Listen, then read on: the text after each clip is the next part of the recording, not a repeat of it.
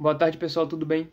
Peço logo antes que se inscreva no canal, dê um like e compartilhe, que me ajuda bastante neste meu trabalho, lendo livros para o público. Porque sempre tem aquela pessoa que tem preguiça de ler um livro. Eu sei muito bem como é que é isso, porque eu também já tive, como eu venho dizendo em quase todos os vídeos, o livro que eu estou lendo é Mona Lisa Overdrive, de William Gibson. Bom, sem enrolação, vamos dar continuidade a esta bagaça. A presença dele naquele buraco não fazia muito sentido. Talvez por ser inglês. Ele não era mesmo um figurão, contudo, não do modo como ela pensou quando o viu no shopping. Ele devia estar em alguma espécie de jogada. Só não estava muito claro o que seria. Mantinha os olhos nela, observando-a embalar seus pertences numa mala azul da Lufthansa que ele havia trazido. Mas não havia clima nenhum ali. Não era como se ele a desejasse. Ele apenas observava. Observava Ed fumar, batendo seus óculos escuros em seus joelhos, ouvia a sequência de bobagens ditas por Ed e falava apenas quando necessário. Quando dizia alguma coisa, geralmente era engraçado, mas o modo como falava tornava difícil saberem se ele realmente estava brincando. Ao fazer as malas, ela se sentiu leve, como se estivesse alterada, mas não completamente. As moscas estavam transando em frente à janela, batendo no vidro empoeirado, mas ela não se importava. Estava indo. Ela já havia partido, fechando a sacola. Estava chovendo quando chegaram ao aeroporto. Chuva da Flórida, urinando quente de lugar nenhum do céu. Ela nunca havia estado num aeroporto antes, mas os conhecia por conta dos Steams. O carro de Prior era um Datsun branco, alugado, com piloto automático e música de elevador tocando em alto-falantes quadrofônicos. Ele os deixou ao lado da bagagem numa câmara nua de concreto e se distanciou na chuva. Se Prior tinha uma mala, não estava com ele. Mona tinha sua sacola de Lufthansa e Ed tinha duas malas de imitação de couro de crocodilo. Ela ajustou sua saia nova sobre seus quadris e ficou pensando se tinha comprado sapatos apropriados. Ed estava curtindo, com as mãos nos bolsos e os ombros inclinados para mostrar que estava fazendo algo importante. Lembrou-se dele em Cleveland. A primeira vez, como ele tinha aparecido no lugar para olhar uma motoneta que o velho estava vendendo. Uma Skoda, de 3 rodas que era quase toda a ferrugem. O velho criava bagres em tanques de concreto que faziam divisa com um pátio sujo. Ela estava em casa quando Ed chegou. O espaço comprido com paredes altas de uma carreta de caminhão pousada sobre blocos. Havia janelas cortadas num lado, buracos, quadrados selados com plástico. Ela estava em pé, ao lado do fogão, cheiro de cebolas em sacos e tomates pendurados para secar. Quando sentiu que ele estava lá, no fundo do cômodo, sentiu os músculos e os ombros dele. Seus dentes brancos segurando o boné de nylon, preto timidamente.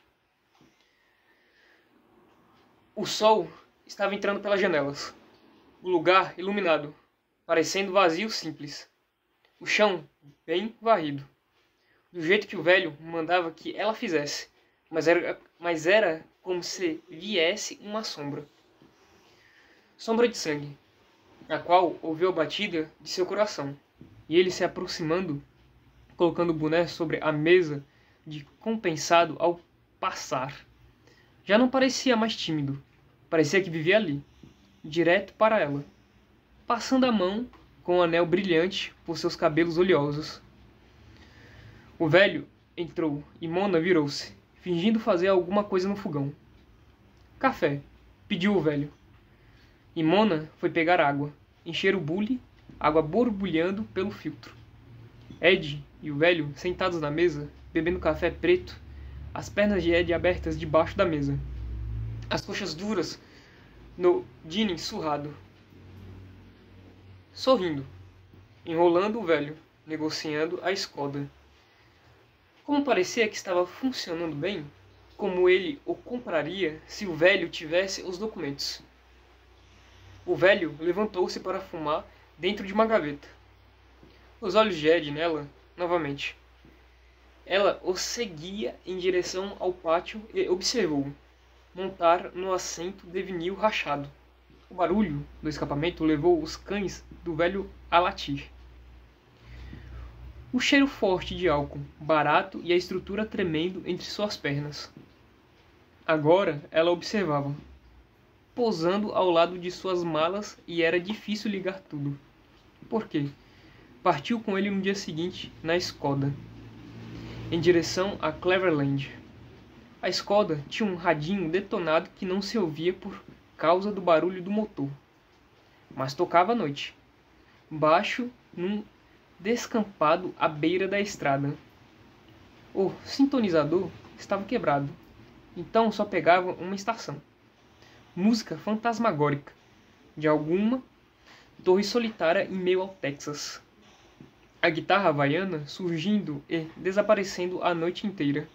Sentindo como ficava molhada de encontro à perna dele e como a grama seca e pontiaguda picava a parte de trás de seu pescoço.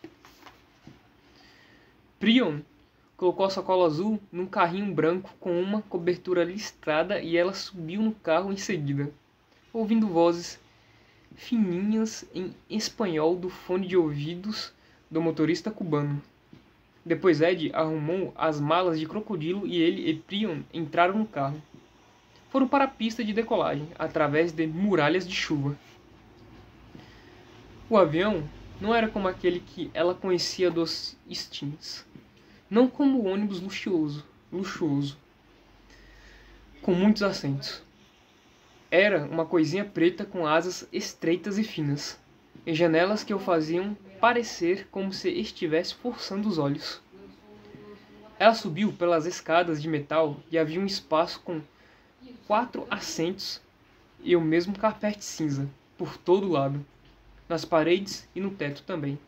Tudo limpo, frio e cinza.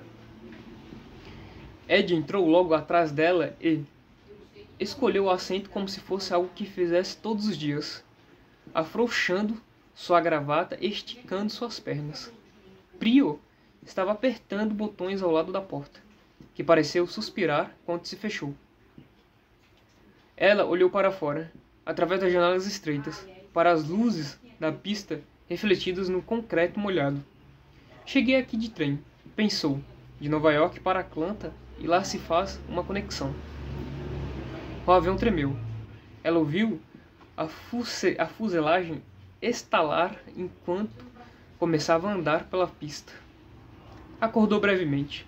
2 horas depois, na cabine escurecida, embalada pelo longo murmúrio do jato. Ed estava adormecido, sua boca entreaberta. Talvez Prion estivesse dormindo também. Ou talvez apenas estivesse de olhos fechados. Ela não conseguia saber. A meio caminho do sonho de que não se lembraria pela manhã, ela ouviu o som daquela rádio no Texas. As cordas de aço tocando os acordes como uma dor.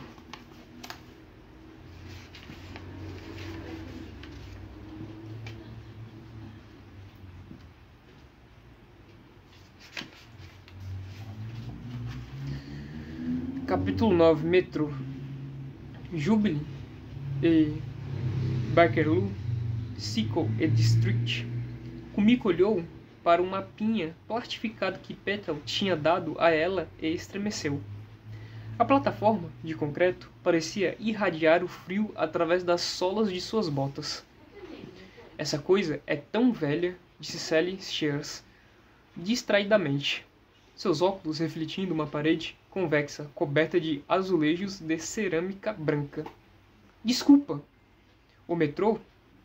Uma manta de tartan nova estava amarrada debaixo do queixo de Sally, e seu hálito era branco quando falava. Você sabe o que me dá nos nervos? É que algumas vezes os caras vêm colocar novos azulejos nestas estações. mas não tira os antigos antes. Ou então abrem o buraco na parede para chegar até uma fiação. Dá para ver as diferentes camadas de azulejos. Sim. Está ficando mais estreito o tempo todo, entende? Como placas na artéria.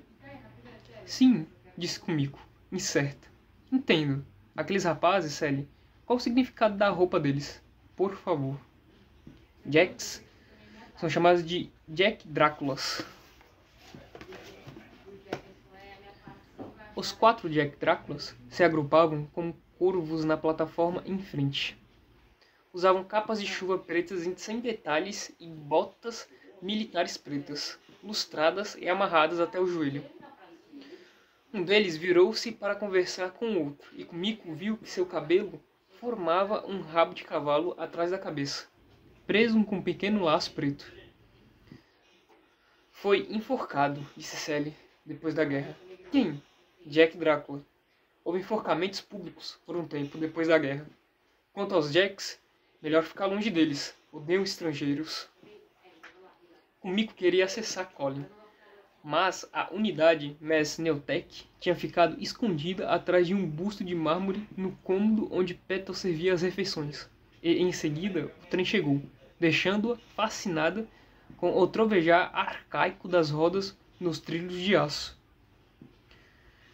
Sally Shears, sobreposta ao fundo em mosaico de arquitetura da cidade, suas lentes refletindo a desordem de Londres, cada período moldado pela economia, o fogo, a guerra. Kumiko, já confusa com 3 baldeações de trem, rápidas e aparentemente aleatórias, deixou-se levar numa sequência de corridas de táxi. Saíram de um táxi para outro, entravam na loja de departamento mais próximo. Depois, pegavam a primeira saída disponível para outra rua, para o outro táxi. Harrods, disse Sally, em dado momento, enquanto cruzavam rapidamente um salão, ricamente ornamentado, com paredes de cerâmica e colunas de mármore. Kumiko ficou perplexa ao ver grandes cortes de assado e pernil exibidos em balcões de mármore, achando que fossem feitos de plástico. E, depois, para fora novamente, Sally chamando outro táxi. Covent Garden, disse ao motorista. Sally, desculpe, o que estamos fazendo? Nos perdendo? Sally bebia brandy quente num pequeno café, debaixo do telhado de vidro coberto de neve da Piazza. Comigo bebia chocolate. Estamos perdidas, Sally.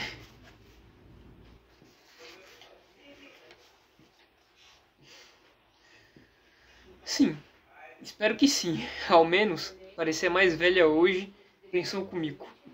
Linhas de tensão, ou fadiga, ao redor de sua boca. Bom, pessoal, vou ficando por aqui. Nessa parte deste livro, nesta página. Eu peço logo antes que se inscreva no canal, dê um like e compartilhe. Porque sempre tem aquela pessoa que tem preguiça de ler um livro. Eu sei muito bem como é que é isso, porque eu também já tive. Esse bordão ainda vai pegar, escuta o que eu tô dizendo. Bom, que vocês fiquem com Deus, tenham uma ótima semana e bye bye.